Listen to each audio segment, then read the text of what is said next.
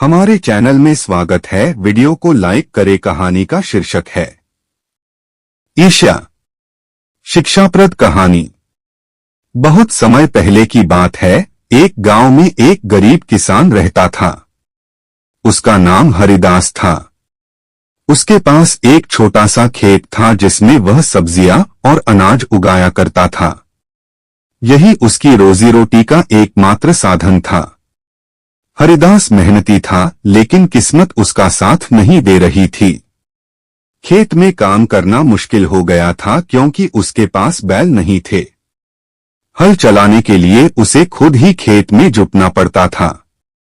खेत की सिंचाई के लिए न तो कोई कुआं था और न ही कोई तालाब। वह केवल बारिश पर निर्भर था, इसलिए उसकी फसल अक्सर खराब हो जाती थी और उसे नुकसान उठाना पड़ता था। हरिदास का अपने पड़ोसियों और रिश्तेदारों से भी कोई खास मिलजोल नहीं था।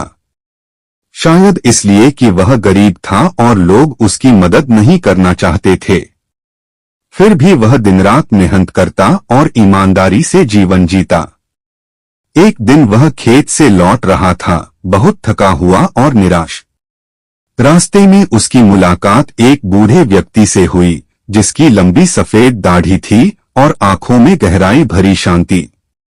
बूढ़े व्यक्ति ने कहा, तुम बहुत थके हुए और दुखी लग रहे हो, क्या बात है बेटा? हरिदास ने सिर झुकाकर कहा, बाबा, मेरी फसल नहीं हो पा रही। बैल नहीं है, पानी नहीं है, कोई मदद को तैयार नहीं। सोच रहा हूं खेती छोड़ दूं। बूढ़े ने मुस्कुराकर कहा, मैं तुम्हारी मदद कर सकता हूं, लेकिन तुम्हें मेहनत और सच्चाई से काम करना होगा। हरिदास चौंक गया, आप कैसे मदद करेंगे? बूढ़े ने अपनी झोली से एक छोटा सा बीज निकाला और कहा, यह बीज एक चमत्कारी पौधा बनता है।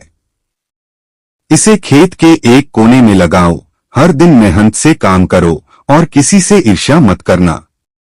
हरिदास ने वैसा ही किया।